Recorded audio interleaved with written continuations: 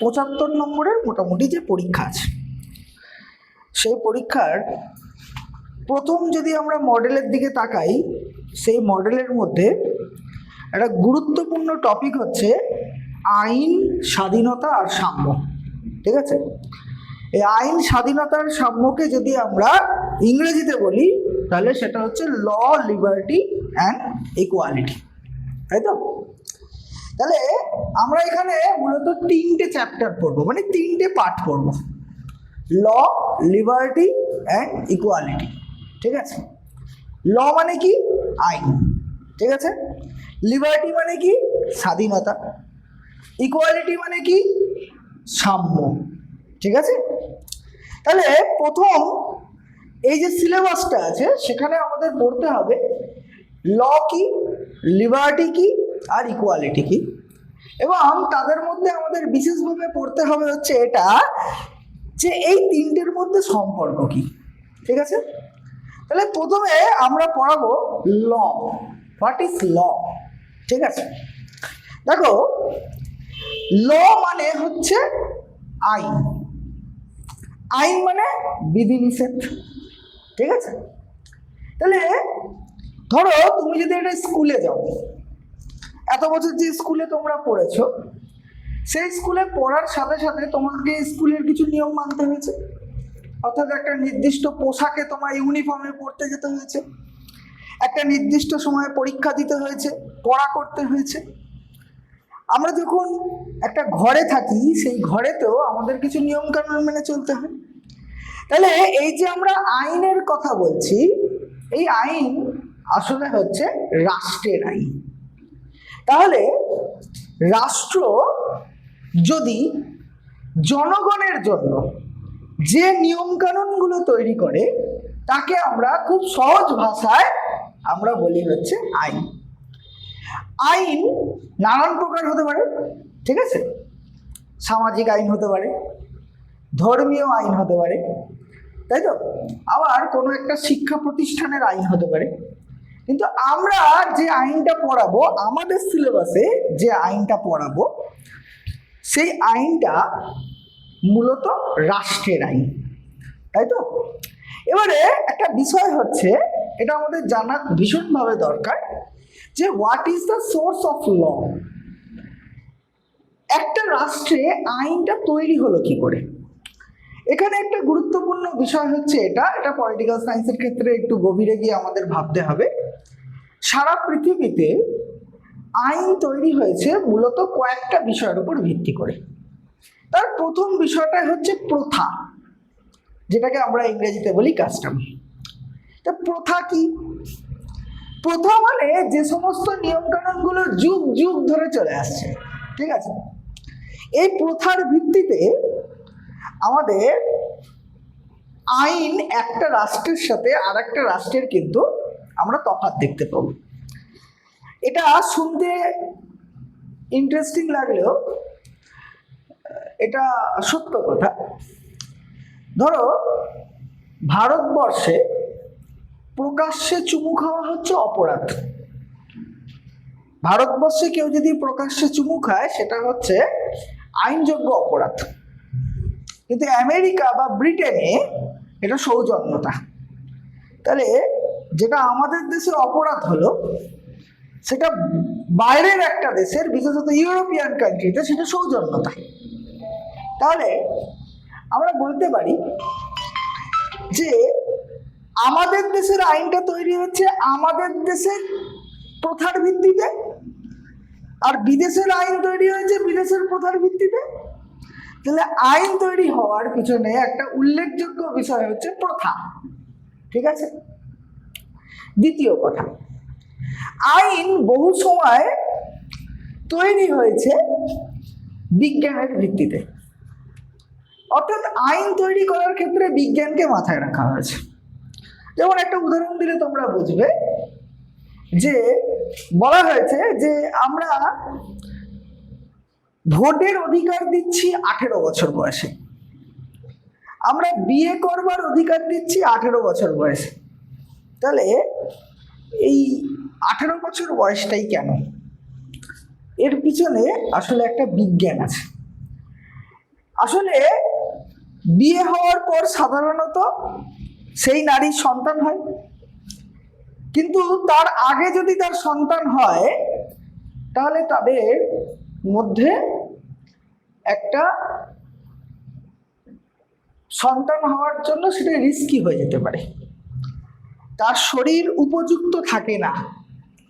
তাই এটাকে নিয়ম করা হয়েছে যে 18 বছর বয়সে ছেলে এবং মেয়েদের বিয়ে করা উচিত।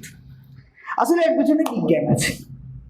তাহলে আমি যেটা বলবার চেষ্টা করছিলাম যে একটা আইন তৈরি হয়, সেই আইন তৈরি হওয়ার পিছনে বিজ্ঞান থাকতে পারে, প্রথা থাকতে পারে, যুগ যুগ দিয়ে চলে আসা একটা চুক্তি থাকতে পারে। আমরা এখানে একটা মেন টপিক নিয়ে যেটা আলোচনা করব এবারে, সেটা হচ্ছে আইন ও স্বাধীনতার মধ্যে সম্পর্ক। এই প্রশ্নটা ধরে রাখো, তোমাদের কলেজের ফার্স্ট সেমিস্টারে পলিটিক্যাল সায়েন্সে প্রায় প্রত্যেক বছর আছে, এবং এবছরও হয় 5, নয় 10, নয় 15, 20, যেভাবে খুশি আসবার একটা চান্সেস আছে। প্রথম কথা, আইন আর স্বাধীনতার মধ্যে সম্পর্ক। দেখ, আমরা স্বাধীনতা কাকে বলি? যার ওপর আমার অধিকার আছে তাকেই আমরা স্বাধীনতা বলি, ঠিক আছে? মানে ব্যাপারটা হচ্ছে এটা, আমি যদি এই বক্সটাকে যদি ব্যবহার করি, এটা যদি আমার অধিকার থাকে তাহলেই আমি এইটার স্বাধীনতা পাবো ব্যবহার করার। তাহলে কোথাও গিয়ে স্বাধীনতার সাথে অধিকারের একটা সম্পর্ক আছে, অর্থাৎ আমি অধিকার বোধ সেখানেই ফলাবো যেখানে আমার স্বাধীনতা আছে। তাহলে স্বাধীনতা ইজ ইকুয়াল টু অধিকার। আর মাথায় রাখবে, আসলে পৃথিবীর সব অধিকার তোমাকে আইন করেই দেওয়া হয়েছে। আমাদের পৃথিবীতে একটা দেশে তোমাকে যা অধিকার আইন করে দেওয়া হয়নি সেটা হয়তো তোমার অধিকার নয়। তুমি যদি বলো ভোট দেওয়ার আমার অধিকার আছে, মানে স্বাধীনতা আছে। তোমার যে ভোট দেওয়ার অধিকার আছে আসলে সেটা সংবিধানে লেখা আছে, তাই তোমার আছে, বলতে পারছি। তুমি যদি বলো আমার ধর্ম পালনের স্বাধীনতা আমার আছে, আসলে ওটা আইন করে দেওয়া হয়েছে, তাই তোমার আছে। তুমি যদি বলো যে আমার শিক্ষার অধিকার আমার আছে, সেটাও তোমাকে আইন করে দেওয়া হয়েছে, তাই আছে। তার মানে আমরা এটা বোঝাতে চাইছি যে আইন আর স্বাধীনতার মধ্যে একটা ব্যাপক সম্পর্ক আছে। আইন এবং স্বাধীনতার মধ্যে একটা ব্যাপক সম্পর্ক আছে। স্বাধীনতাটাই আসলে দেওয়া হয়েছে আইন করে। আমি একটা ছোট্ট কথা বললে তোমরা বুঝতে পারবে। তোমরা স্কুলে যাও কি জন্য? পড়াশোনা করতে। সেই স্কুলের নিয়মাবলীটা তো আইন। সেই স্কুলের নিয়মাবলীতে লেখা আছে যে 4 পিরিয়ডের পর 8 ঘন্টার জন্য তোমাদের বিরতি দেওয়া হবে। তাহলে এই স্বাধীনতাটা দেওয়া হয়েছে, তাই আছে। তাহলে প্রথম কথা, আপাত দৃষ্টিতে আমরা আইন আর স্বাধীনতাকে পরস্পর বিরোধী বলেই মনে করি। স্বাধীনতা বলতে আমরা মূলত বুঝি নিয়ন্ত্রণহীনতা। মানে আমি যদি বলি স্বাধীনতা মানে কি, স্বাধীনতা মানে কি, এর ব্যাখ্যাটা আরেকটু বিস্তারিত হবে। কিন্তু এক কথায় যদি তুমি আমাকে জিজ্ঞাসা করো যে স্যার স্বাধীনতা মানে কি, আমি বলবো নিয়ন্ত্রণহীনতা। অর্থাৎ আমার ওপর যদি কোনো কিছু নিয়ন্ত্রণ না থাকে তাহলেই আমি স্বাধীন। বুঝতে পারছি কথাটা? তাহলে আমরা যদি কথাটাকে এরকম ভাবে বলি যে আমাদের কিছু রাষ্ট্রবিজ্ঞানী আছে, তারা বলছে যে আইন আর স্বাধীনতা নাকি পরস্পর বিপরীত জিনিস।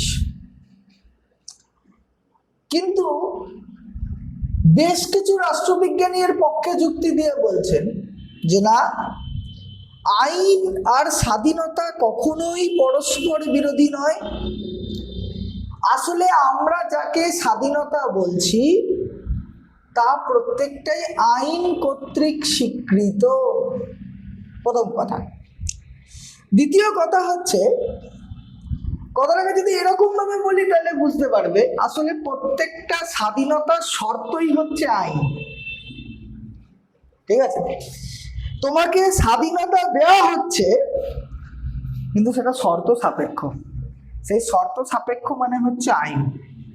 হ্যাঁ, মানে বলা হয়েছে, ধরো তোমার মৌলিক অধিকার, ধরো তোমাকে বলা হয়েছে যে সারা ভারতবর্ষে তোমার বাধাহীনভাবে ভ্রমণের স্বাধীনতা আছে।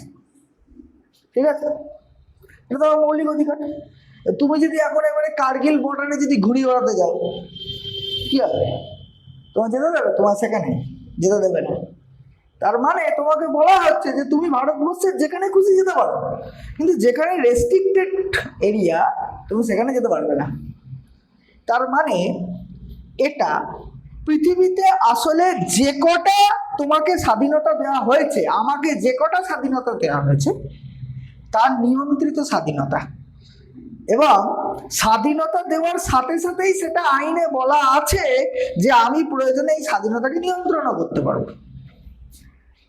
তোমাকে বাক স্বাধীনতা দেওয়া হয়েছে, তুমি এই বাদামতলায় গেলে মাইক ফাটালে বক্তৃতা দিতে শুরু করলে, কিন্তু সেই বক্তৃতার মধ্যে যদি কোনো সাম্প্রদায়িকতার ইস্যু থাকে, তুমি এমন একটা কথা বললে যার জন্য কোনো একটা সাম্প্রদায়িক পরিস্থিতি সৃষ্টি হলো, একটা দাঙ্গা পরিস্থিতি সৃষ্টি হলো, বা তুমি কোনো একটা ব্যক্তির উদ্দেশ্যে তুমি তার মানহানিজনক কথাবার্তা বলছো, তাহলে তোমাকে বাক স্বাধীনতা দেওয়া হয়েছে, কিন্তু তুমি তা বলে মাইকে যা ইচ্ছা তাই বলবে, এই স্বাধীনতা তোমাকে দেওয়া হয়নি, অর্থাৎ নিয়ন্ত্রিত করা হয়েছে। তাহলে আমি যদি এই আলোচনাটার সাপেক্ষে আইন আর স্বাধীনতার যদি সম্পর্ক বলি, তাহলে আমার দ্বিতীয় পয়েন্টটি হচ্ছে আইন হলো স্বাধীনতার শর্ত। পৃথিবীতে সব স্বাধীনতা তোমাকে দেওয়া হয়েছে, আসলে স্বাধীনতাকেই দেওয়া হয়েছে আইনের শর্ত মেনে। ঠিক আছে, এরপরে আমরা যেটা বলবো সেটা হচ্ছে স্বাধীনতা কখনোই অবাধ নয়, সর্বদা স্বাধীনতা নিয়ন্ত্রিত। এই কথাটা মাথায় রাখতে হবে। আমরা বলতে পারি স্বাধীনতা তোমার নিজের বিকাশের জন্য দেওয়া হয়েছে, অন্য কারোর বিকাশে বাধা দেওয়ার জন্য দেওয়া হয়নি। ঠিক আছে, অর্থাৎ আমরা বলি স্বাধীনতার মধ্যে একটা অধিকার আর কর্তব্যের ব্যাপার থাকে। অধিকার আর কর্তব্য, তুমি রাস্তা দিয়ে যাচ্ছ, তোমাকে কেউ ধাক্কা মারছে না, তাহলে তুমি যে একটা রাস্তা দিয়ে বাধাহীন ভাবে যাচ্ছ, এটা হচ্ছে তোমার অধিকার। আর তোমাকে যে আমি ধাক্কা মারছি না, এটা আমার কর্তব্য। ঠিক সেই রকম ভাবে অধিকার আর কর্তব্য যেমন একে অপরের সাথে সম্পর্কিত, ঠিক সেই রকম ভাবেই এটা আমাদের মাথায় রাখতে হবে যে স্বাধীনতা আসলে কখনোই অবাধ নয়, স্বাধীনতা হচ্ছে নিয়ন্ত্রিত, এবং স্বাধীনতা হচ্ছে আইন অনুমোদিত স্বাধীনতা। ঠিক আছে, পৃথিবীতে যত স্বাধীনতা তোমাকে দেওয়া হয়েছে সেটা আইন দ্বারা অনুমোদন করেই তোমাকে দেওয়া হয়েছে। আমরা যদি বলি, ছোট্ট আর একটা কথা দিয়ে এই ব্যাপারটা আমি শেষ করব, আইনের সাথে স্বাধীনতার সম্পর্ক। দেখো, আমি যদি এক কথায় বলি, আইন প্রতিনিয়ত পরিবর্তন হচ্ছে। আইন কোথায় পরিবর্তন হচ্ছে? আইনসভাতে, তাই তো? আমাদের দেশের আইন কোথায় তৈরি হয়? চায়ের দোকানে না, আইনসভায় করতে হবে। আমি যদি কালকে এখান থেকে যদি বেরিয়ে বলি, ওই শোন আমি একটা নিয়ম করলাম, সকলে মেনে চলবি, তোমার বয়ে গেছে। কিন্তু আমাদের দেশের আইনসভা যদি কোনো নিয়ম করে, তাহলে সেই নিয়ম আমাকে মেনে চলতে হবে।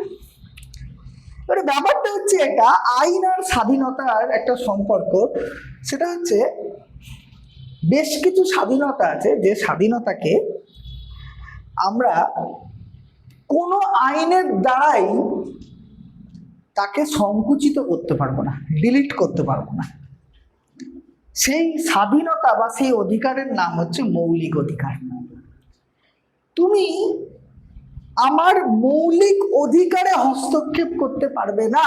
এই অধিকার মানেই তো স্বাধীনতা। একটু আগে বলছিলাম যে পৃথিবীতে তুমি যাকে যাকে তোমার স্বাধীনতা বলো সেটা হচ্ছে আসলে তোমার অধিকার, তাই তো? এই যে আমার মৌলিক অধিকার কেউ খর্ব করতে পারবে না, এটাই তো আইন দ্বারা সিদ্ধ। আবার যখন আমার দেশে এমার্জেন্সি হয়, এমার্জেন্সি মানে জানো যুদ্ধের কারণে হতে পারে, 356, 360 এই সমস্ত ধারার জন্য হতে পারে। আমার দেশের যুদ্ধের সময় যদি এমন পরিস্থিতি হয় যে